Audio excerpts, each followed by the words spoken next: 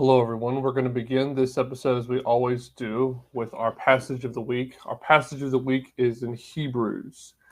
Hebrews 13:8 says, Jesus Christ is the same yesterday, today, and forever. King James Version says, Jesus Christ is the same yesterday and today and forever.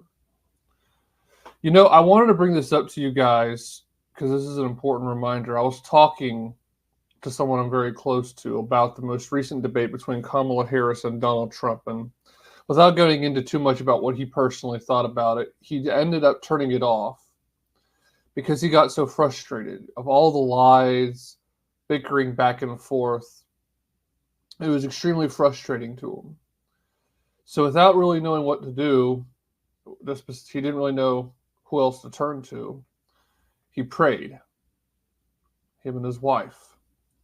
And just had the realization after that Jesus is on the throne no matter what, that we can trust him. He is always with us, and that no matter what happens, he is always in control. He's a king that is not up for re-election. He does not have an elective monarchy. He is our sovereign, our unquestionable sovereign. And that brings a lot of peace when you really think about it. Because in so many cases, we can worry about the direction our world is going, but he is sovereign. So remember that. I would challenge you to just pray on and think of Hebrews 13:8, that Jesus Christ is the same yesterday and today and forever. Because this whole thing that I do on here, that I get on here in this podcast and talk to you about, is important. But it's not important if you lose sight of the spiritual battle that we're facing, which is good versus evil. And most importantly, we've won, ultimately. For us to live as Christ and to die as gain. We are to live as lights in the world, and that's our duty, that's our mission. So remember that. Are you being a light to someone, and who are you being a light to? Are you faithfully serving Jesus Christ? I pray that you would seek a relationship with the Father, the Son, and the Holy Spirit. Thank you guys for your support. Thank you for listening. We talk about politics, but keep your eye on the spiritual battle as well. All right, let's get into the show.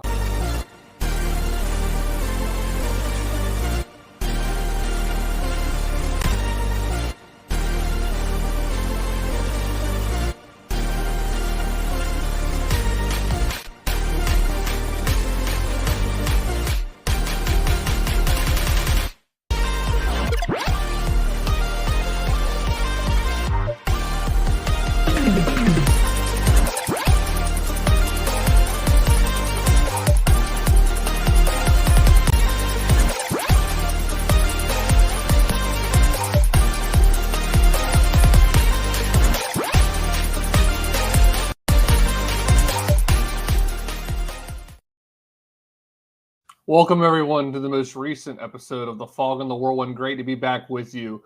With everything that's going on up in Springfield, Ohio, I thought it would be prudent to talk to you guys about some of the history of Haiti, because that's the thing that a lot of people don't know about, are the origins of this culture that is now coming to our country and negatively affecting it. I mean, I've covered this before. You can find previous live streams where I've talked about this issue, and don't take my word for it, I've played clips for you of Ohio residents talking about this. You can go on my channel, look into the shorts section, the YouTube shorts section, and you will find several videos of several different residents of Ohio, Springfield, Ohio in particular, talking about this issue. The other thing that's important to talk about here is just how angrily and evil this culture has a history of being. And there's also some serious allegations that I want to get into in a future episode specifically. This specifically I'll talk about in a future episode. The demonic worship and what kind of a culture, what kind of negative effects is that going to have when it comes with our own Christian culture? What kind of contact is happening with this foreign evil religion? So we're going to be talking about that. But in this episode, I want to tell you more about some of the history. So I'm looking forward to talking to you guys about that. We're also going to talk about Kamala Harris and Donald Trump, the possibility of them debating in the future. I'm going to talk to you guys about that. Also, some good news out of Europe. Wow, I mean, does that just never happen? I mean, it feels like it. Feels like there's hardly ever good news out of Europe. It's always, well, this Muslim committed this horrible attack and the people of Germany are doing nothing about it. And here's the people of Sweden doing nothing about it. Well, we're actually going to talk about Sweden, which, as you know, is my fatherland, where my father's fathers came from. So it's my fatherland way back, I will say. Now, I would like to announce the kickoff of Fatherland Fall. I would have talked about this last weekend, but was not able to record. That was the 21st, which was Saturday, but I wasn't able to do an episode. But, you know, the funny thing, I was thinking about this. Nick Fuentes and a couple other people, Andrew Torba, kind of coined White Boy Summer and, what's his name, Posobiec. And then you got Jesse Lee Peterson talking about July being White History Month. And it's like, no, white people love the fall. We love getting around a bonfire, strumming a guitar, sitting by a fire, you know, just kind of shooting the breeze. We also love college football, especially people in the South. And the South is where America's aristocracy is. The best part of the country is the South. And the thing is, too, during the summer, we're miserable. We hate the summer because it's just so hot. I mean, you're talking about 87 on a good day. Usually it's 90, 95, 100 degrees here in the South. And heck, that's just South Carolina. Over in Texas, it's worse. Now it's a little bit of a drier heat. It's worse, though, as far as temperature goes. And then in Florida, it's not only hotter, it's more humid. So God bless fall. We're now going to call this Fatherland Fall. I'm proud to announce the kickoff of Fatherland Fall. So comment, you know, happy Fatherland Fall. I really am glad that it's finally here. As a resident of South Carolina myself, it's very good to finally have some cooler weather, have some pumpkin spice back. Looking forward to Thanksgiving as well. It's a great American tradition as well. And so we're really glad to have fall back with us because it's also right before winter, when winter starts to get a little bit too cold. Fall's the perfect time of year. Can I get an amen? All right. Well, we're now going to actually go into something more serious into the show, but I wanted to announce that for you guys and want to do something special for you guys during Fatherland Fall or Fall in the Fatherland. I'm trying to determine what I want to use. Probably Fatherland Fall. Well, we're going to now be reading from A Disease in the Public Mind by Thomas Fleming. Very good book, recommended to me by a great revisionist historian. Now, we're going to begin in chapter 6, which is called Thomas Jefferson's Nightmare. And I'm going to read the entire chapter for you. Also, if I have time later in this episode, as I said, I will talk about Trump and Harris. I'll talk about immigration in Sweden and some good news there. And then I also want to talk to you guys about my political journey and what I'm thinking right now. Okay, so we're now going to read here chapter 6, Thomas Jefferson's Nightmare, in the book A Disease of the Public Mind by Thomas Fleming. This is about Haiti. Important to note, if you hear Saint Domingue, later called Santo Domingo, again, that is, originally it was French, the Spanish called it something else, but that's modern day Haiti. Very important to note. Saint Domingue equals Haiti. This is Thomas Fleming's A Disease in the Public Mind, Chapter 6, Thomas Jefferson's Nightmare. I'll read this to you, then I'm going to tell you what I think. In 1800, the year after George Washington died, Thomas Jefferson was elected third president of the United States. One of the chief executive's early visitors was Louis-André Pichon, the affable young charge d'affaires of the new French Republic. Jefferson greeted him warmly as the spokesman for a country that had long stirred his deepest political emotions. So that's in the year 1800. I'm sorry for breaking my own rules, but I'm going to stop reading and pause right here. A lot of people love Jefferson. Notice how Jefferson treats a representative of the country right after the French Revolution. The French Revolution that was completely egalitarian, completely against aristocracy, completely against monarchy. A very left-wing movement that was bordering on communism. And Jefferson greets them this way. All right, back to the text. Charles Pichon asked what the president would do or say if Paris sent an army to the rebellious island of Saint-Domingue to restore it to French control. For over a century, France had owned a third of the island. The Spanish, who owned the larger slice, called it Santo Domingo, the name that most Americans used. The French section's sugar, coffee, and indigo plantations had made it France's most valuable overseas possession until the 1789 revolution in Paris triggered a civil war that had wrecked the economy. For American merchants, Saint-Domingue had been a prime customer. In 1790, U.S. exports to the island, mostly food and lumber, accounted to $3 million, second only to the $6.9 million in similar products that the Americans shipped to England. The French Revolution's cry of liberty, equality, and fraternity had reached Saint-Domingue early in the 1790s. The precarious social mixture of royal officials, rich Creole planters, middle-class storekeepers and craftsmen, and free mulattoes was sitting on a potential volcano of 500,000 black slaves whose toil on the plantations created the island's wealth. The mulattoes were almost as numerous as the whites and frequently as wealthy. They owned an estimated 100,000 slaves, but they were forbidden to dress like white men. They could not marry a white woman. They could not carry guns. If a mulatto struck a white man, his hand could be amputated. A white man could strike a mulatto and risk nothing but a fine. The black slaves, called noirs, were kept under control with unspeakable brutalities. This cry of rage from a man who spent half his life as a noir is a grisly summary of French slave owners' tactics. Have they not hung up men with heads downwards, drowned them in sacks, crucified them on planks, buried them alive, crushed them in mortars? Have they not forced them to eat crap? He says the other word, but I'm not going to say it. And having flayed them with the lash, have they not cast them alive to be devoured by worms or in ant hills, or lashed them on stakes in the swamps to be devoured by mosquitoes? Have they not thrown them into boiling cauldrons of cane syrup? Have they not put men and women into barrels studded with spikes and rolled them down mountainsides into the abyss? Have they not consigned these miserable blacks to man-eating dogs until the latter, sated by human flesh, left the mangled victims to be finished off by bayonet and poniard? As early as 1685, a French official wrote, "In the blacks we have undoubtable domestic enemies." Hundreds of slaves fled into the mountains and became Maroons, whose legends had inspired John Brown. Some of these communities lasted for decades, repeatedly repulsing or evading troops sent to destroy them. The most fearsome of these early rebels was one-armed Francois Moscandal, who preached a terrifying doctrine: death to all whites. When war erupted between Great Britain and revolutionary France in 1793 and the Jacobins seized control of the French National Assembly, they issued a declaration freeing all the slaves in France's overseas dominions. The move was motivated only in part by a belief in universal liberty. The radicals also hoped to trigger slave revolts in Jamaica and other English colonies and in the United States.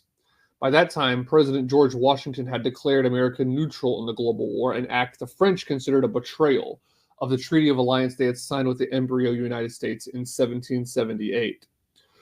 When news of the Jacobin decree reached Saint-Domingue, a civil war of unbelievable ferocity exploded, with royalist whites fighting Jacobin whites and mulattoes and blacks, compounded by the invasion of a British army. In the island's prosperous northern plains, slaves came out of the night to burn plantation houses and massacre their owners. All the equipment of sugar production, the boiling houses, the mills, the warehouses, was destroyed. Out of this sanguinary turmoil had emerged a charismatic black leader, Toussaint Louverture, a short, wiry, 47-year-old former coachman and veterinarian on a plantation owned by the Comte de Bordaz. So thin he was nicknamed the Broomstick. Toussaint, I guess, or Toussaint, could read and write and think. He preached equality between blacks and whites and started creating a multiracial society. President John Adams and the Secretary of State Timothy Pickering saw Louverture as an opportunity to frustrate British and French imperialism in the Caribbean and maintain America's lucrative trade with Saint-Domingue. They shipped supplies and ammunition to Louverture's army, and at Alexander Hamilton's suggestion, they sent his boyhood friend Edward Stevens, born on the Danish island of St. Croix, to Saint-Domingue's major port, Cap Francois, where he became Louverture's trusted friend and advisor. The Adams administration even ordered the small American fleet in the Caribbean to show the flag at Cap Francois. Without quite saying it, they urged Louverture to declare independence.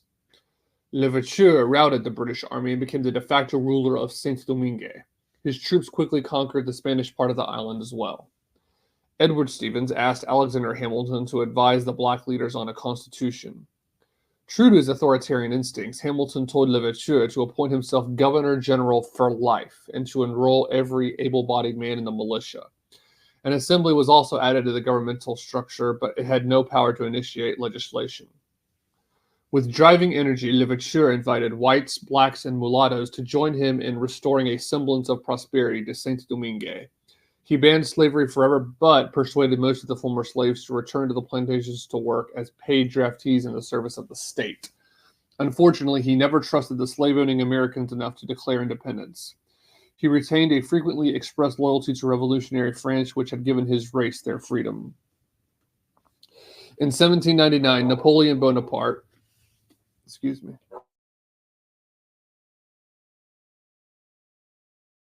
Sorry if you hear the dog barking, I'm just going to power on through. 1799, Napoleon Bonaparte seized power in France. One of his many careening ambitions was the restoration of France's colonial empire. This was the reason why Pichon visited President Jefferson to ask about Saint-Domingue.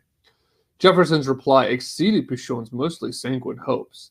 The new president urged Pichon to tell his government that America was eager to help restore French rule in Saint-Domingue. He welcomed France's proposal to send an army to crush the black rebels. Nothing will be easier than for us to furnish your army and fleet with everything and to reduce Toussaint to starvation, Jefferson said. There was a reason for the urgency that Jefferson concealed in his reply. During the 1790s, the upheaval in Saint-Domingue had prompted more than a few white French planters to flee the island for the comparative safety of the United States, where they talked of their often harrowing experiences. Inevitably, American slaves overheard some of these stories and wondered if this triumph over slave owners might be repeated in America. As early as 1793, Virginian John Randolph claimed to have caught two slaves discussing plans for an uprising that would massacre the whites, quote, as the blacks had killed the whites in the French islands, end quote. Other rumors and reports of black plots and threats had swirled through Virginia and other southern states in succeeding years. In 1800, while Jefferson was running against incumbent John Adams for president, Virginia had been shaken by a slave revolt led by a 25-year-old black preacher named Gabriel. Obviously inspired by events on Saint-Domingue, Gabriel had recruited over 1,000 fellow slaves to march on Richmond on the night of August 30th. There they planned to seize the state arsenal, arm themselves, and kill all the whites in the state except a handful of Quakers and Methodists who were, quote, friendly to liberty, end quote. Gabriel and his men had gathered at the appointed hour in woods about 6 miles from Richmond. Before they could march, a violent rainstorm pelted down, washing out bridges and submerging roads. The storm lasted most of the night, forcing the plotters to return to their plantations. The next day, a slave who had refused to join the conspiracy told his master what had almost happened. Governor James Monroe called out hundreds of well-armed state militia with orders to shoot to kill if necessary. Gabriel, his brother, and about 30 others were seized and sentenced to death. Governor Monroe wrote a full report on Virginia's narrow escape and sent a copy to Thomas Jefferson. Telling the grisly news to a Philadelphia friend, the presidential candidate said, "We are truly to be pitied." Those anguished words reveal Jefferson's inner struggle over slavery and his growing conviction that blacks and whites could never be reconciled. That ambivalence had made him ignore or dismiss Toussaint Louverture's attempt to create a multiracial society. Jefferson considered this an impossibility, and he was eager to see Louverture removed from power before his example had inspired more Gabriels to rise in Virginia and other southern states. In Europe, Jefferson's election as president had coincided with the mutual exhaustion of France and Britain after 8 years of global warfare. As peace negotiations began in November 1801, Napoleon shipped a 200,000-man army to Saint-Domingue. I read that wrong. I'm sorry, guys. It's still a little bit sleepy. Napoleon shipped a 20,000-man army, my apologies, to Saint-Domingue, commanded by his brother-in-law, didn't know that, General Charles Leclerc. Sorry, the French pronunciations, I can struggle a little bit. To return to the text, unknown to Jefferson, this expedition had another larger purpose. In March 1801, the Man of Destiny, as Napoleon liked to be called, had browbeaten the reluctant Spanish king into retroceding the immense territory of Louisiana to France. It had been given to Spain in 1763 as compensation for her losses in the Seven Years' War. In secret orders, Bonaparte told Leclerc to transfer the bulk of his army to New Orleans as soon as he restored French supremacy in Saint Domingue, a task that Bonaparte estimated would take only 6 weeks. The goal was the creation of a self-sufficient overseas empire. Louisiana would support and supply Saint Domingue and the other French West Indian islands with food at cut-rate prices, eliminating the need to buy from the Americans. The islands would continue to produce sugar, coffee, and indigo to swell France's depleted exchequer. Ships of other nations would be excluded from carrying this lucrative cargo. A confident Leclerc arrived off the port of Cap Francois in February 1802 and promptly went to work on the Gilded Africans, as Napoleon contemptuously called the black rebels. The size of the French fleet and army made Louverture and his generals more than a little suspicious. It was much too large to be the escort of a delegation from Paris, I'm just going to say Paris, reaffirming France's theoretical sovereignty. The French had sent several of these ambassadors during the previous tumultuous decade. When Leclerc called on Jean Christophe, one of Louverture's best generals, to surrender the port city, he declined. Leclerc promptly attacked from land and sea. Christophe, I don't know, responded by burning Cap Francois and retreating into the countryside. All-out war erupted throughout Saint Domingue. At first, it seemed to go well for the French. The Spanish section of the island was quickly occupied with the help of the resident white and mulatto population. Black garrisons and other ports surrendered to oncoming French brigades. In 10 days, Leclerc captured all the key ports and coastal forts and was preparing an offensive into the interior. But Toussaint Louverture remained beyond his grasp, and another black general, Jean-Jacques Dessalines, rampaged throughout the countryside, slaughtering every white person he found, and any black who tried to help them. An attempt at negotiations failed, and on February 1802, Leclerc launched an offensive against Louverture's interior stronghold, Gonnies. Advancing in 4 columns, the French discovered they had to wade through fire and bayonets for every foot of ground. Losses were heavy on both sides, but the offensive paid off when several black generals switched sides. Leclerc combined forces with lavish offers of money and power to those who joined him in a pacified Saint Domingue. General Leclerc discovered a strange illness was creeping through the French part of his army. Soldiers weakened without warning. In a day, they were too sick to walk. Then came black vomit, yellowing skin, convulsions, and death. The disease was yellow fever, inflicted by the bite of the female mosquito, Aedes aegypti. But the French commander, as determined and as ruthless as his imperious brother-in-law, pressed his offensive, and soon more black generals, notably the gifted Jean Christophe, switched sides. On May the 1st, Toussaint Louverture suddenly agreed to peace terms. He would give up power and retire with a moderate-sized bodyguard to a plantation in the interior.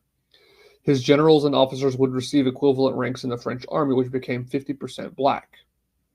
Toussaint had learned that Napoleon had signed a definitive treaty of peace with the British at Amiens. This left him and his army at the mercy of Bonaparte's vastly superior numbers and weaponry. The black leader capitulated, hoping to get the best possible deal from Leclerc. Louverture's murderous second-in-command, Dessalines, suddenly accepted similar terms on May 6th. The war was far from over. Guerrilla resistance continued to flare throughout the interior of the island. Leclerc also confronted problems beyond Saint-Domingue's horizon. In the first months of 1802, Jefferson and his Secretary of State, James Madison, learned that the French now owned Louisiana. Next, the American ambassador in London warned them of Napoleon's plans to make Saint-Domingue a mere way station on Leclerc's voyage to New Orleans. Jefferson's love affair with the French Revolution came to an abrupt halt under the influence of the cooler, more suspicious Madison. On Saint-Domingue, Aedes aegypti was still hard at work, decimating the French regiments. Noting Leclerc's growing weaknesses, a watchful Louverture began intriguing for a comeback. Leclerc was watching him too. Lured to a nearby plantation, without his usual armed escort, the black leader was seized, thrown on a ship, and deported to France as a common criminal. There, Napoleon deposited him in a freezing fortress in the Jura Mountains, where Louverture would die a year later. At this point, Bonaparte made a ruinous blunder.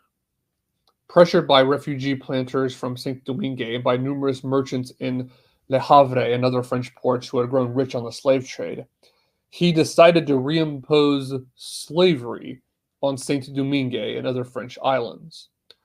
When word of this decision reached Saint-Domingue in June 1802, the black masses rose in fury against the French and the black soldiers allied with them. Captain General Leclerc was stunned by the ferocity of the blacks' resistance.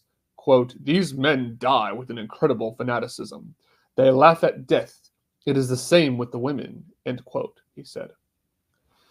General Leclerc ordered Charles-Louis Pichon to obtain food and war material from America. He was even more eager for Jefferson and Madison to make good on their promise to starve the blacks into submission. The President and Secretary of State informed the dismayed Pichon that they would not be able to starve the rebels after all. An agitated Pichon reported that he found President Jefferson very reserved and cold. Badly weakened by a growing food shortage and lack of medical supplies, the French were unable to sustain their counteroffensive. Whole regiments began succumbing to yellow fever. Soon, an appalling 60% of General Leclerc's staff was dead. On November 2nd, 1802, the French commander himself succumbed. A grimly determined Napoleon poured in 15,000 replacements and continued the struggle. For a while, the fresh troops seemed on the way to restoring French control of the island. But in Europe, events were unfolding that soon turned these victories into hollow triumphs. The British decided that their experiment with a purportedly peace-loving Napoleon was not working. It soon became obvious that the war for world supremacy was about to resume. With that near certainty in mind, Napoleon rethought his plans for Louisiana. Bonaparte badly needed money for his war machine. When Ambassador Robert R. Livingston visited him in early 1803, Napoleon asked him how much he'd be willing to pay for all of Louisiana. The amazed ambassador was soon joined by Special Envoy James Monroe, who could speak for President Jefferson. By July 1803, they had bought 868,000 square miles of North America, a third of the continent, for $15 million. Napoleon continued the struggle to subdue Saint-Domingue, stirring fears that he might repudiate the Louisiana deal. But the moment news of the declaration of renewed war reached the Caribbean, the British West Indies fleet made Saint-Domingue target number one. The Royal Navy bombarded French-held seaports and smuggled guns and encouragement to the rebels. In November 1803, their army reduced to 8,000 men. The French retreated to Cap Francois and surrendered to a British fleet cruising offshore. While France's hopes of colonial wealth and power vanished forever, triumph was the order of the day in Washington, D.C. A special session of Congress confirmed President Jefferson's decision to pay Napoleon's price for New Orleans and the Louisiana Territory, doubling the size of the United States. Jefferson, with his gift for the electrifying phrase, declared the entire North American continent would soon become an empire of liberty. Thank you for watching this clip of The Fog and the Whirlwind. Please be sure to like and comment. It helps new podcasts in the algorithm. I appreciate all your support. If you want to watch the full episode, please wait, and it'll be out on Saturday here on YouTube and Rumble and Odyssey. If you want to listen to the full episode sooner than that, you can find it on Spotify and Substack. There will be links to it in the description of this video. Sorry, finding my place. General Jean-Jacques Dessalines, who had long since switched back to the rebel side, became the ruler of Saint-Domingue. He decided to begin the new year, 1804, with the Declaration of Independence. A brigadier who acted as his secretary, Louis Félix Boiron-Tonnerre, probably pronounced that wrong, eagerly seconded the idea. What they needed in order to make the declaration authentic, Boiron-Tonnerre roared, was the skin of a white for parchment, his skull for an inkwell, his blood for ink, and a bayonet for a pen. A delighted Dessalines, who could not read or write, ordered Boisron-Tournier to compose the declaration. Make people know how I feel about the whites, he said. He had long since made that clear by his merciless conduct on the battlefield. To underscore the new nation's policy, he picked up a French tricolor and cut the white strip out of it, creating a new national flag. On January the 1st, 1804, a huge celebration took place at Toussaint-Louverture's old stronghold, the island town of Gonyaves. After a day of feasting and dancing, General Dessalines mounted a platform draped in the new flag, and with a wave of his hand he silenced the pounding kettle drums and trumpets. The short, stocky general proclaimed the island independent of France and declared it would henceforth be known by its Carib Indian name, Haiti. Then he summoned Boisron-Tournier to read the Declaration of Independence. It began with a war cry. We must live free or we must die. A paragraph exhorted the listeners to look about you for your wives, husbands, brothers, sisters. Where have they gone? They have fallen prey to these vultures. Parentheses, the whites, close parentheses. The rest of the document was a raging denunciation of France and French whites. The mere news of this declaration inspired not a few Frenchmen to charter ships to send their families and movable property elsewhere. But when they arrived at various ports to embark, armed soldiers blocked their paths and ordered them to return to their homes. General Dessalines had decided Haiti must be cleansed of everyone white. On March 6th, he marched into the port of, I guess it'd be Jérémie, and dragged every white male in the city into the town square. Dessalines gazed contemptuously at them and snarled, You whites of Jérémie, I know how you hate me. The blood of you all shall pay. 5 doctors, an American visitor, and a few foreign merchants were shoved to the other side of the square. Next, Dessalines ordered amnesty to about 400 men of property if they would pay substantial ransoms before sundown. The rest were hacked to death by axe-wielding executioners. The 400 reprieved men paid their ransoms well before sundown, but they were not released.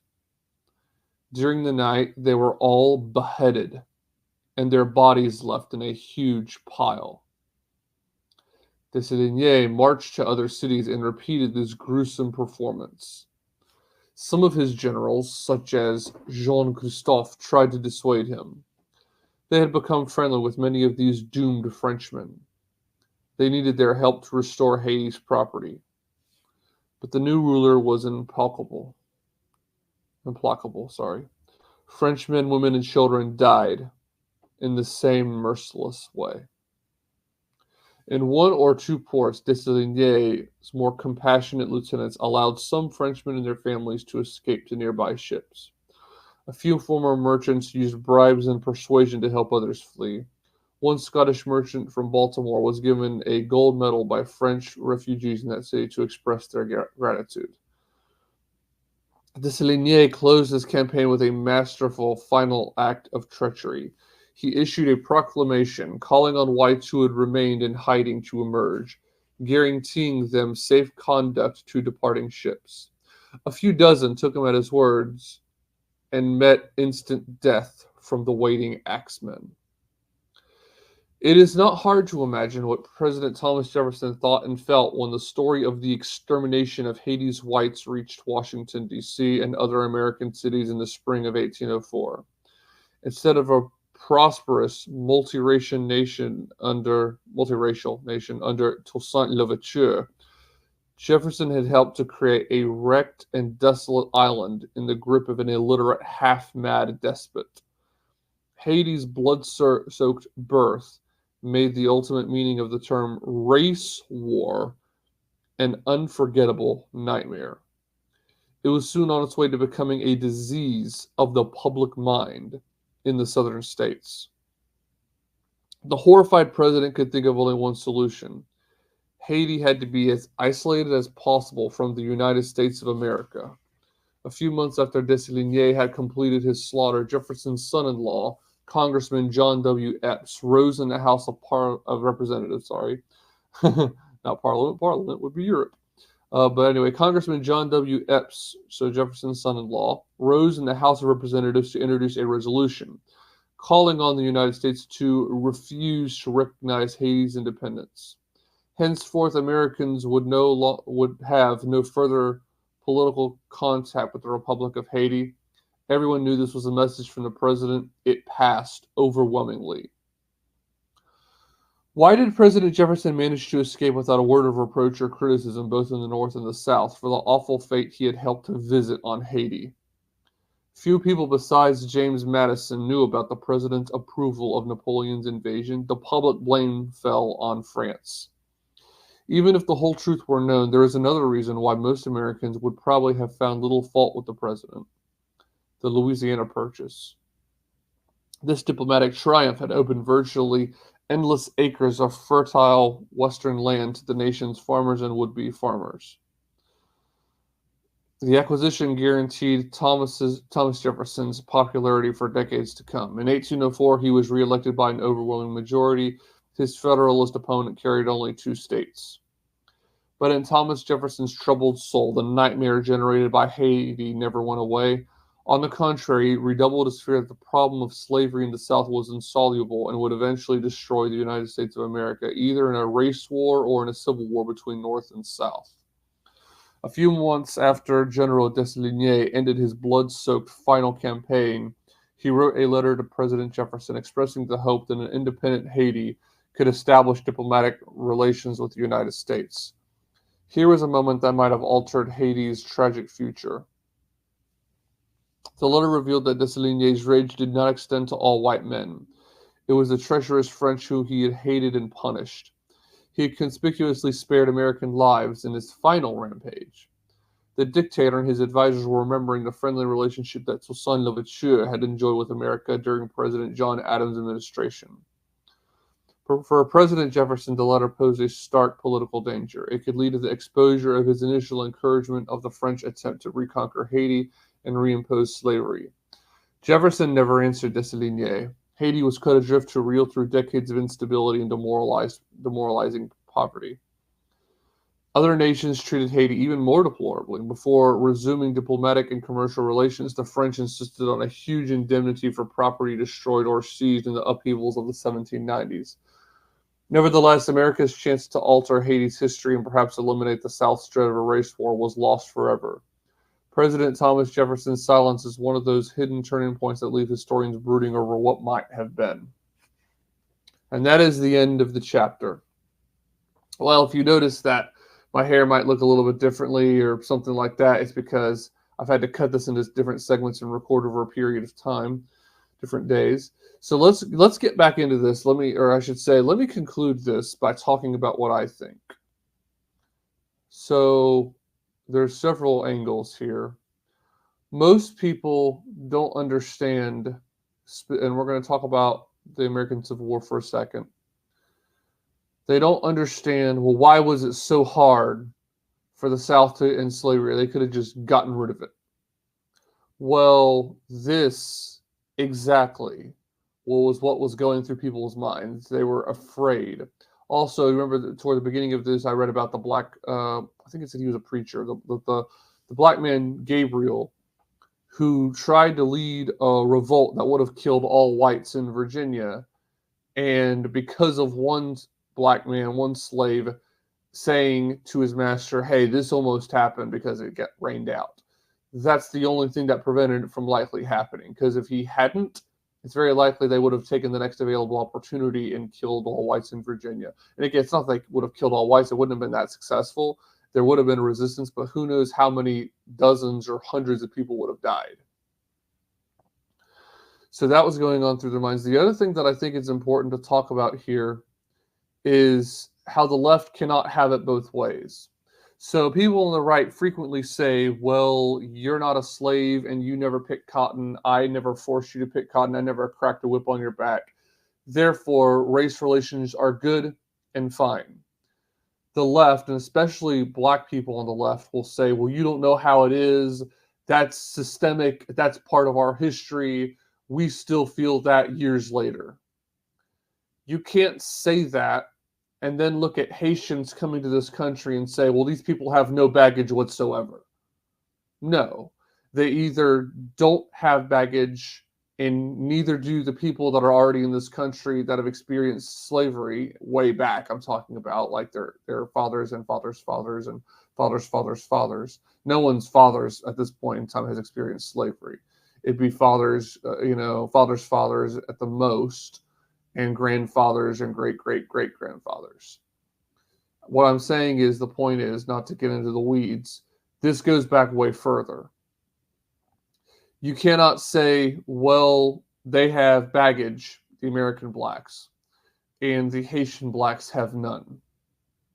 No, because that's the argument being made about the situation with Haiti right now. I mean, as of September of 2024, Haiti and Haitians coming into America has struck a lot of controversy with Springfield, Ohio, and parts of Alabama, and even Florida.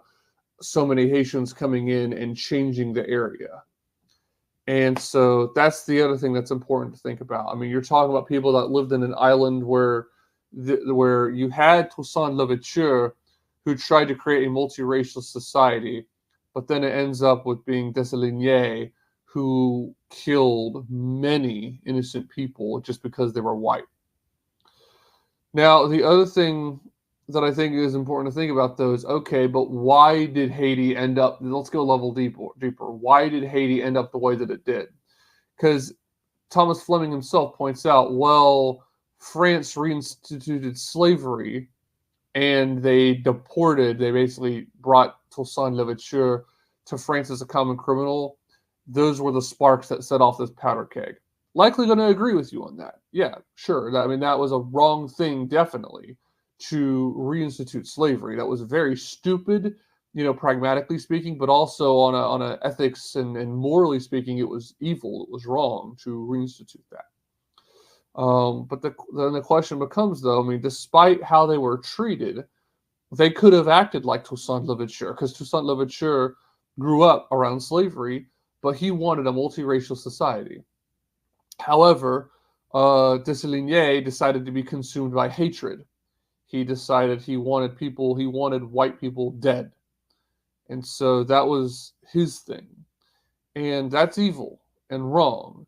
And the thing about this is, this brings legitimate questions, because you have to think to yourself, okay, there's basically, without getting too deep into this, people are individuals, and you have to look at the individuals to an extent. Like, for an example, when it comes to Van Jones or Jesse Jackson, I don't want these people anywhere near me or my property. I don't want them in my state. I think that they should get out, because they're hateful people and they're evil. They're grifters. Like, before grifting was a thing, these people were grifters. They're scam artists. However, then you've got Jesse Lee Peterson, who's also a black man, and Vadi Bakum, although he doesn't live in America, he lives in Africa teaching. And you've got Vince Coakley. For those of you who don't know, Vince Coakley is a radio host here, he's actually in North Carolina, but he's in the Carolinas, so I like to call him. And so you've got people who are men, not scared little boys, not basically girls. This is something Jesse Lee Peterson talks about with the African-American man, is a lot of them act like their mamas. They're emotional like women. And there are people like that, by the way. And again, it's stupid that I got to give this caveat, but this, of course, applies to white people as well. I mean, there are so many people, even in the right, who act like scared little boys, who act like women, and that are white or Hispanic or whatever. But I'm talking specifically about this. The point is, there are certain people who, of course, can get along with other races. Like Jesse Lee Peterson and Vadi Bakum. There's many. Vince Coakley's another one. But then there's other people who are a toned-down version of Dessalines. I'm thinking of most people in the Black Freedom Movement, and people don't know this, but um, MLK was not a centrist. He was not a right-winger. He would have agreed with much of what went on and with what the left did. He was for affirmative action. Whenever you really deep dive into what he was doing, he was also very sympathetic, at the least, to communism. He may have been an outright communist himself. People like that don't really need to coexist with other people. They probably need to be in their own ethno-state where everyone looks like them for them to be okay. And another thing about MLK, that quote, well, people are probably thinking, well, he said, I have a dream that, my children will be judged not by the color of their skin, by the content of their character. That was not written by him. That was written by someone else that he then recited. So, again, many things to say about that guy, and I can do a full episode about him. But whenever you really dig deep into who he was in a lot of ways, like the others, he was a grifter. To finally move on and kind of end this, Jefferson was in a super hard spot, and there's a Jeffersonism, not a Bushism, but a Jeffersonism of having a wolf by the ear, and you can neither hold nor safely let him go. And that's where they were in America, because think about it. He talked about, man, I was really caught. We are much to be pitied. And think about, Haiti comes up to him and says, hey, we want your smile of approval. He ends up saying nothing because in a lot of ways he's ashamed of how he supported France and the mess up that it was, because then France reinstituted slavery and then it blew up into this bloodbath. And the thing about that is, again, he supported the French Revolution, which is ridiculous, but he also supported the French going back into control of that island, which it sounds like would have been a return to order, better than nothing. The problem is then you got the human element, so that wouldn't have been a bad thing. France being in control of the island would not have been a bad thing. However, because you got the human element, humans are fallen, the French reinstituted slavery, which is a gigantic mistake, catastrophic. So that's an important thing to see in the history of Haiti. My conclusion is, no, these Haitians do not belong in our country. Whenever you actually do research on their IQ, it's not a pretty picture either. And there's some of them that are entrepreneurial and work very hard, but we should let them in sometime in the next 100 years. I should say after 100 years have gone by. My stance on immigration is the same. We need to stop all immigration for the next 100 years to let people who came in legally assimilate to our country. And everyone who has entered in illegally, and I would even add who have entered in legally, quote unquote, because of the Biden and Obama administration. I kind of joined those together, Biden. The Obama and Biden administration, they need to be kicked out, right? Bush too, if you want to say Bush. But the people that have entered in legally during that time that really shouldn't have come in, they need to be deported. And definitely people that have illegally just crossed over, they need to be deported too. That includes all the Haitians that are currently in Ohio. And I'll end with this. I got to get going and go to the next segment of the show. Pete Quinones said this recently in an episode of his show. Get involved in local politics. Start caring about your mayor, your governor, and your sheriff. Because right now this is happening in Ohio. What are you going to do when these Haitians are in your neighborhood, down your street, next door to you, in your state, affecting the people that are in your family living in another part of your state? You're not going to show up there violently and do something that's going to get you in jail. Don't do that. I denounce all violence. What are you going to do? You've got to have power, political power. You need to have your kind of people in power, people that want closed borders, people that, hey, if there's a plane that's getting ready to land in your local airport, a sheriff who says that is not allowed, you need to take that, refuel, take that plane somewhere else. It doesn't belong in my state, or at least it doesn't belong in our municipality, in our town. And again, that's at the local level, sheriff. You need a governor who says, I'm calling up the National Guard. That plane can refuel, but you're not staying in South Carolina or Texas or Louisiana, wherever you are. It needs to be thought about now. Don't wait till they're here, then it's too late. You need to seek positions of power now. We need to get our guys in power as governor, mayor, and sheriff. So to get into the next segment of the show, what's going on with Trump and Harris? So it's important to, first of all, look at what's going on right now. And then I want to pan back a little bit and talk to you guys about what I think and why. And when I say pan back, we also got to kind of look backwards in history a little bit so that you can understand why I view this the way that I do. So the most recent news that we have is Washington Post. Harris shows gain in latest post, so Washington Post, polling average. Trump resists another debate. Vice President Kamala Harris attended a fundraiser in New York on Sunday afternoon. So, I mean, today, as I record this is actually the 25th, even though this is going to come out on the 28th. So, almost 7 days ago, as you listen to this today on Saturday. She attended a fundraiser on Sunday afternoon, aiming to pad her cash advantage against former President Donald Trump by courting donors in the city that made him famous. At the event, Harris reiterated her desire for a debate on CNN on October 23rd. Trump on Saturday dismissed debating again, saying it was too late because early voting is already taking place. Separately, the Washington Post polling average shows a slight improvement for Harris compared to before their September 10th debate on ABC. Here's another article by Lenny Brunner. As more post-debate polls roll in, the Washington Post polling average shows a slight improvement. I already read that part. That's weird. She said it twice. While she continues to lead former President Donald Trump by 2 percentage points nationally, her national lead has ticked up slightly after the inclusion of NBC News in CBS News polls released Sunday. Okay, so their polling average is contingent on NBC News and CBS News polls. Keep that in mind. So there's not a whole lot else to it in that article by the Washington Post. I'm going to now go to another one, actually directly from NBC. And just got to wait for it to load. Sorry, guys.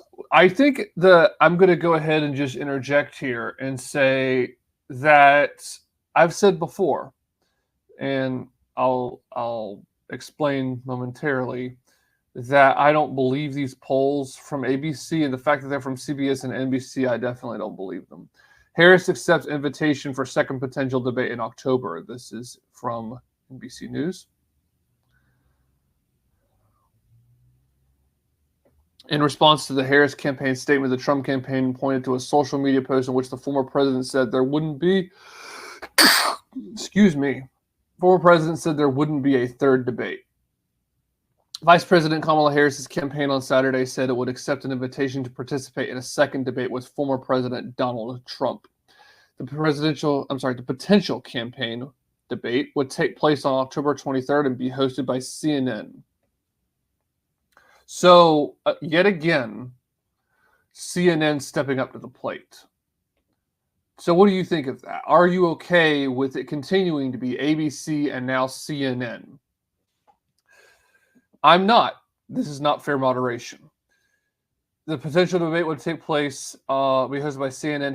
Harris campaign chair Jennifer O'Malley Dillon said in a statement, "The American people deserve another opportunity to see Vice President Kamala Harris and Donald Trump debate before they cast their ballots," O'Malley Dillon said, adding, "Donald Trump should have no problem agreeing to this debate. It is the same format and setup as the CNN debate he attended and said he won in June when he praised CNN's moderators' rules and ratings." So in June, that was referring, of course, to the debate he had against Joe Biden. The statement came one day after Harris told supporters at an event, enjoyed that, "I'm trying to get another debate. We'll see." So now we're going to pivot from there. And by the way, guys, I apologize for not putting my sources on Substack enough. I think what I'm going to start doing, making Substack posts is just kind of odious. I think that I will do that for other stuff. Go to the notes section of Substack. Notes are so much easier to write stuff down on. So I'm going to go to the Substack notes section. That's where I'm going to be starting to post my sources, and I'll just say something basic like sources of the show. And if you want to have it in actual Substack posts where you get email notifications, let me know. I mean, I can switch to that. But lately, I think people are getting more attention with the notes. So I want to be posting on Substack notes, which is kind of like a very, very based free speech version of Twitter. You can post whatever you want there, which I like. Okay, so what do I think? Well, so there's a couple of things that people aren't really thinking about, and MAGA is aware of this. Hardly anyone in MAGA, trademark pending, Twitter, is saying this, though. It's more or less dissident right, and I'm fine with being characterized or labeled as dissident right. I have no problem with the dissident right. I want to make the liberals get out of our movement. I want to turn the Republican Party into the Christian Values Party. So when it comes to what MAGA, again, trademark pending, Twitter is saying, and by that I mean these influencer types like Gunther Eagleman and stuff like that, who have a big following. I mean, all of a sudden their stuff gets pushed super hard because they hit a certain stride where a lot of people are liking their stuff, and then people are on Twitter, the algorithm is trying to get more people to follow them. So the thing about those people is they're not really talking about the fact about Harris's numbers are probably inflated. And why do I say that?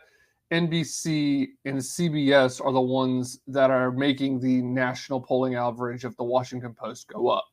Now, the funny thing that you really need to do, and this blew my mind, and I will say, don't do it now. Listen to me right now. But after the show, after I'm done talking to you guys, you really do need to go and listen to Tucker Carlson talk to JD Vance. Because one thing that JD talks about, and I've been dying for someone to finally say this, is he talks about how inaccurate polls are, how they pull certain populists, certain people that have answered polls in the past in a way that they like. Polls, this is something he says, are not made to reflect public opinion. They're made to form public opinion. That's a very important thing to remember. So keep this in mind whenever Kyle Kulinski or Cenk Uygur or anyone on the Young Turks for that matter says, well, it's popular, marijuana legalization is popular, Roe v. Wade was popular, stuff like that. No, that's the other thing. Universal health care is popular, or public option, whatever, however it is that they want to phrase it. So they will say stuff like that because of polling data that they will point to and say, well, look, Josh, don't argue with us. You're delusional. You're living in an alternate version of reality. Well, here you have a vice presidential candidate for the United States government saying that he's talked to pollsters, to people who do this for a living. Do you do it for a living? No. Do I do it for a living? Also no. But this individual has said, yeah, these are made to make people have either white pilled or black pilled, one way or the other. I mean, it's made to shape public opinion. If things look overwhelmingly like, oh, Harris is just going to win, it's made to dishearten MAGA or people that would consider voting for Trump. They're like, well, Kamala's got it in the bag, probably not going to vote for him. Or they look at the polling data and then they walk around repeating, like Harris's big supporter, Cenk Uygur, says, well, it's popular. I mean, drug legalization and universal health care and abortion are popular. And then that forms public opinion too, because their audience listens to that, and it's not true. That is a certain subset of, I've said this for a long time before hearing this from JD Vance. That's a subset of California. That's a subset of Washington State.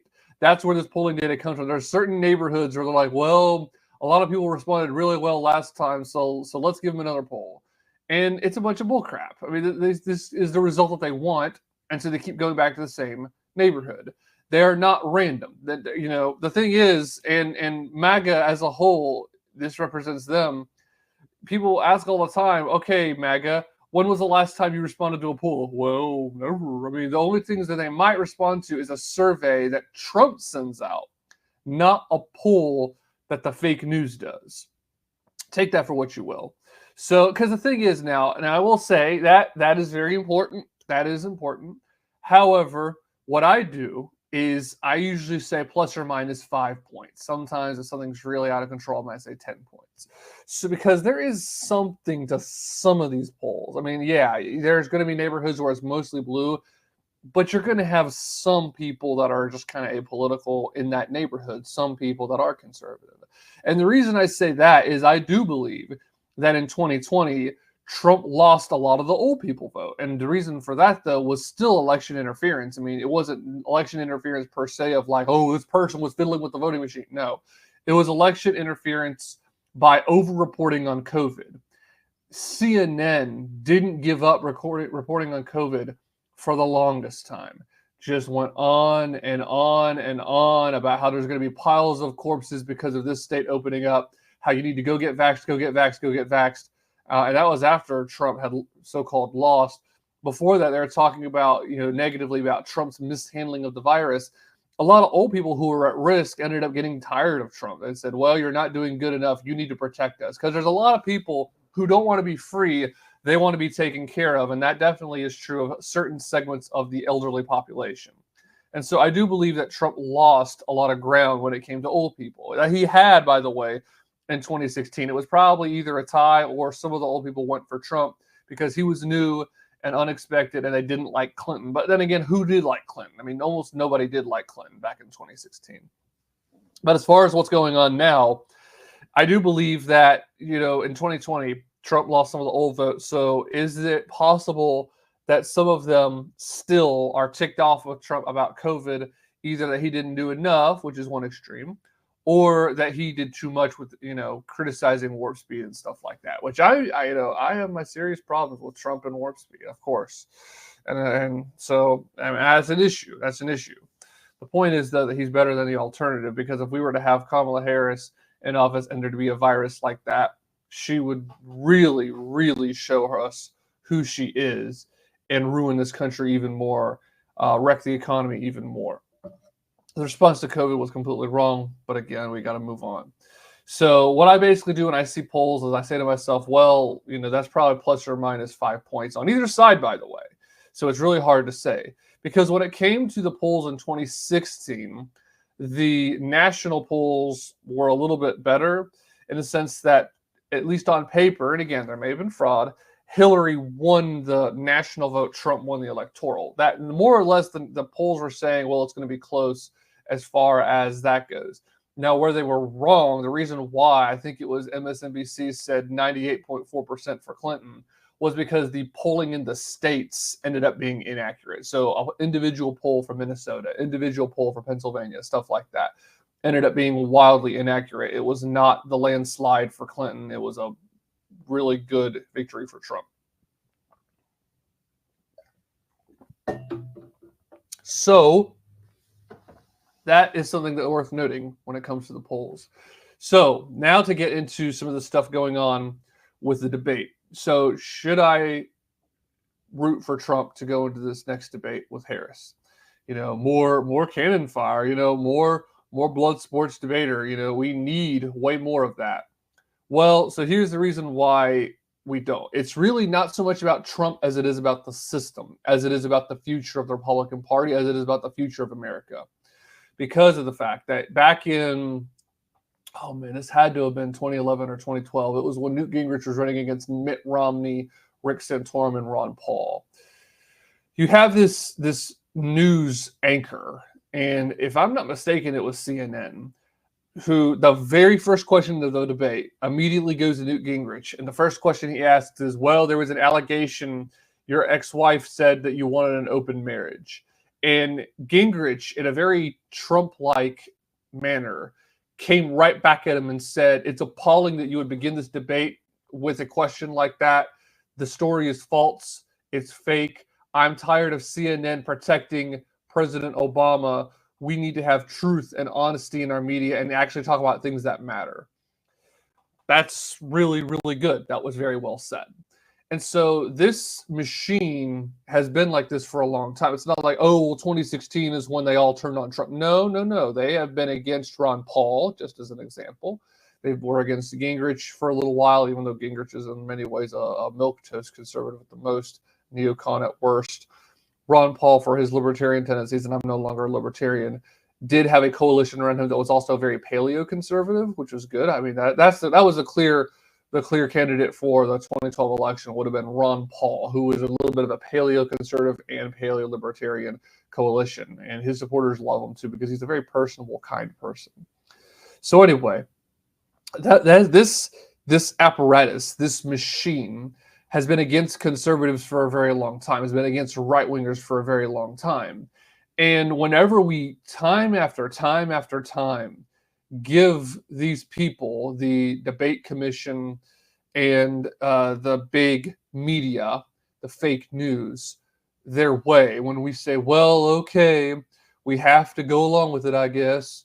Well, okay, we'll come up to you and we'll debate, I guess. And yeah, you're going to ask us stupid questions for the 20th time about race, but we just have to accept it. At least, as bad as Fox News is, I will say, and it makes me think of the 2024 debate when you had Vivek and Ron DeSantis and Nikki Haley and Chris Christie. At least the debate questions were not as bad. Now, yeah, you have the first question was from some idiot kid about climate change. It's like, why are we asking this? This is ridiculous. It should have been a culture or the trans issue, something. Climate change was such a non-issue.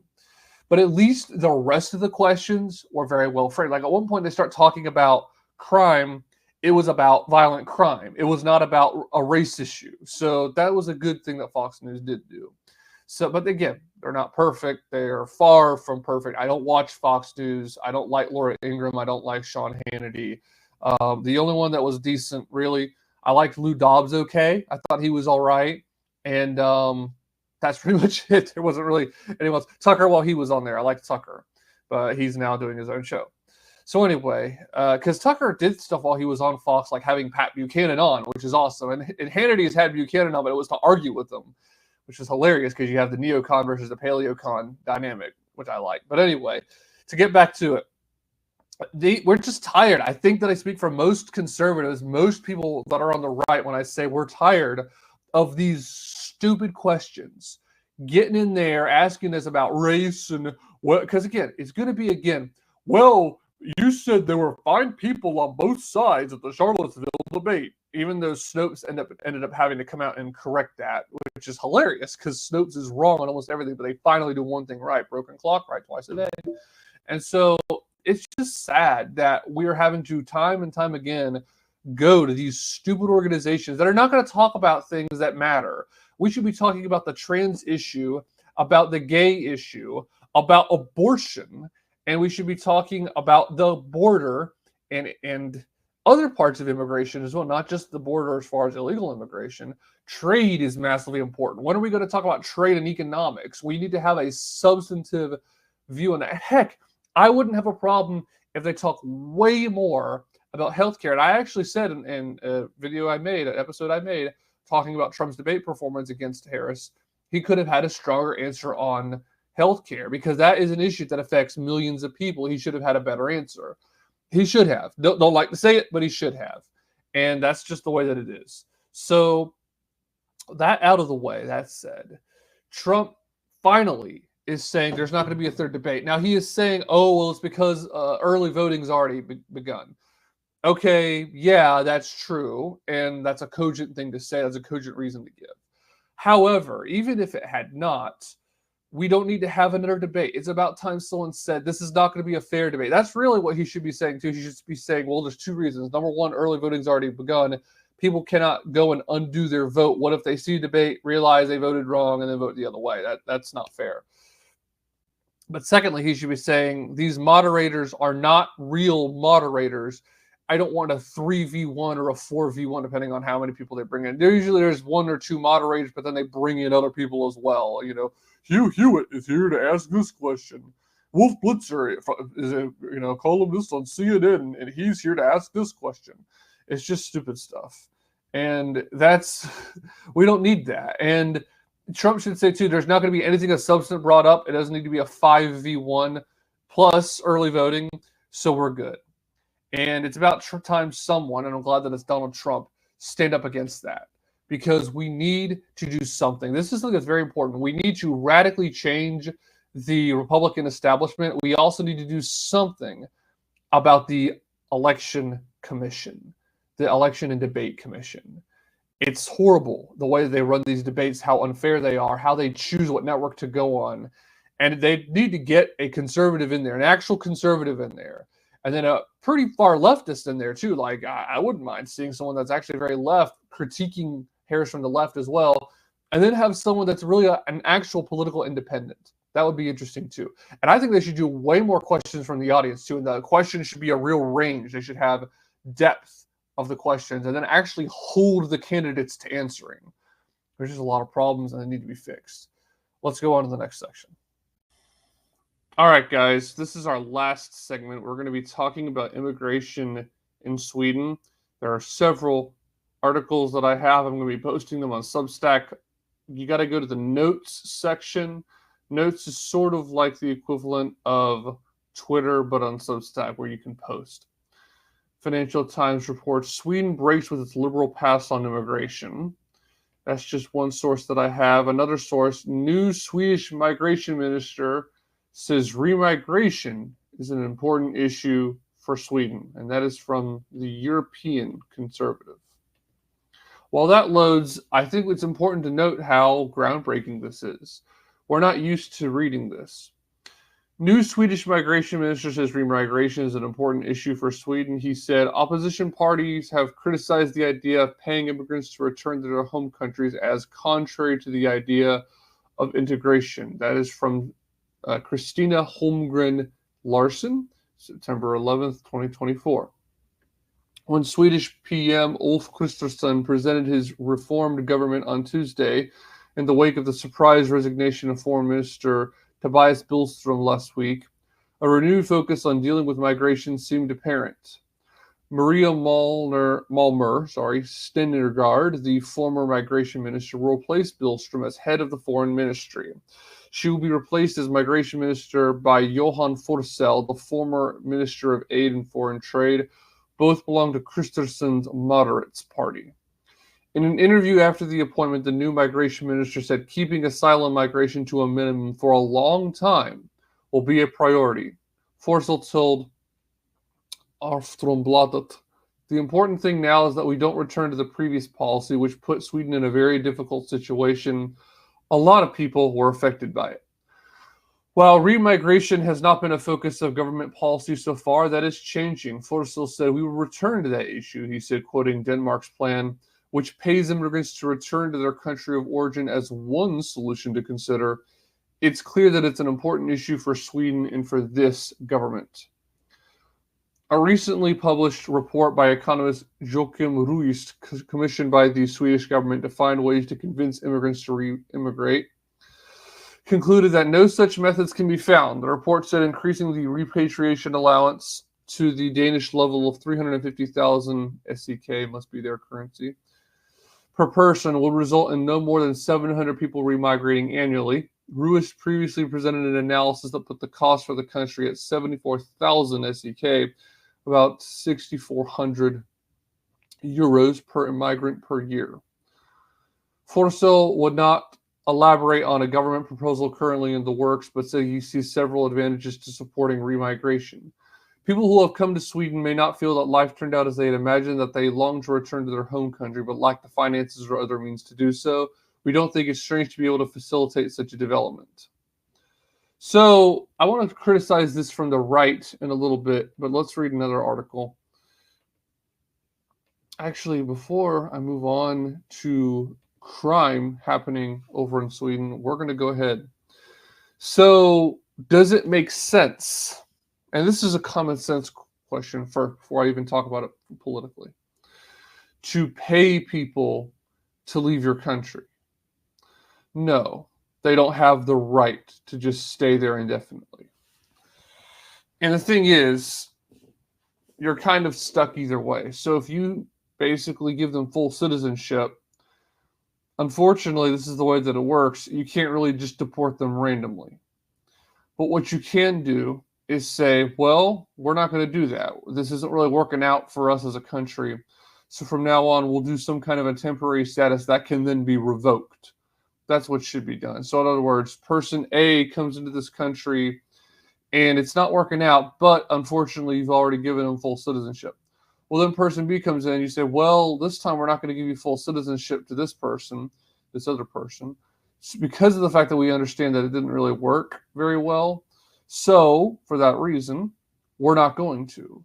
We will instead give you some kind of a partial citizenship, whether that be a work visa or something else. Or this is what I would advocate for even more. We're just going to shut down immigration. We're going to say, nope, we've had a lot of people come in, sort of like a hotel, have a vacancy or no vacancy sign, and then just say we're full for right now. And people were like, well, where are we going to go and stay? I don't know, but it can't be Sweden. Similar to America. That's what I want done in America. I don't know, but don't come here. We've been letting people in for just hundreds of years. Just a lot of it's been free flow. And especially since 65, that has had a very negative effect on the United States. And, since the early 2000s, Sweden's been doing much of the same, and it's been very negative. So that's what the attitude should be.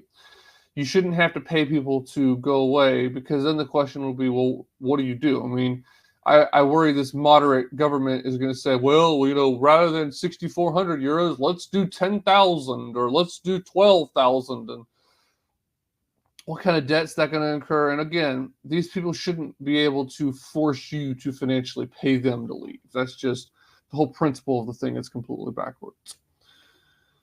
Reuters has an article, How Sweden's Youth Homes Nurtured Killers, Creating Europe's Gun Crime Capital. There is a killer who was only 14 years old. He'd lived in youth homes as a ward of the authorities since he was 8. A year ago, a gang helped the boy escape, put him in a hotel, and gave him cannabis, food, and new clothes. 6 days later, gang members told him it was time to repay them for their kindness. They had a job for him. Together with another youth, the boy, who was a juvenile, cannot be identified, shot dead a 33-year-old Hells Angels biker. He was convicted by a court which described the case as a gangland contract killing. As he was too young to be sentenced, he was handed back to social services and sent to another youth home. Sweden has long prided itself on being one of the world's most generous social safety nets, with a state that looks after vulnerable people at all states of life. But after these days, it has been had another distinction, by far the highest per capita rate of gun violence in the EU. Last year, 55 people were shot dead in the 363 separate shootings in a country of just 10 million people. By comparison, there were just 6 fatal shootings in the 3 other Nordic countries, Norway, Finland, and Denmark combined.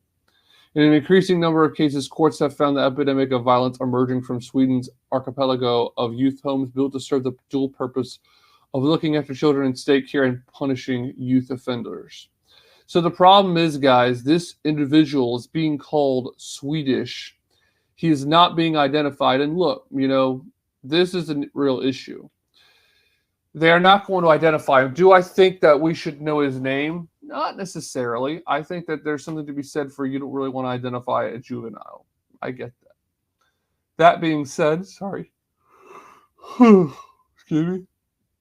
That being said, they could say something honestly about his nationality. I have a feeling the reason why they're not really talking about his nationality, his national origin, where his family is from, is his family's probably an immigrant family. They're probably Muslim. And why would we continue to import crime to this country? Why should they continue to import crime to their country? It doesn't make any sense. And even if so, guys, the thing is, this person committing horrible, evil acts ought to be prosecuted at the full extent of the law. And why is this happening? Well, they pride themselves on this social safety net about how they do everything. And there's some people that say, well, we want America to be like that. We want America to provide all kinds of stuff for free, meaning taxpayer funding to people. Well, you're going to have problems whenever you're dealing with running out of other people's money. So, wanted to talk about that with you guys. I hope that you enjoyed this episode. There's a lot more that I wanted to get to, including about my political journey and current ideology and the direction of the podcast. But we're going to have to save that for the next episode.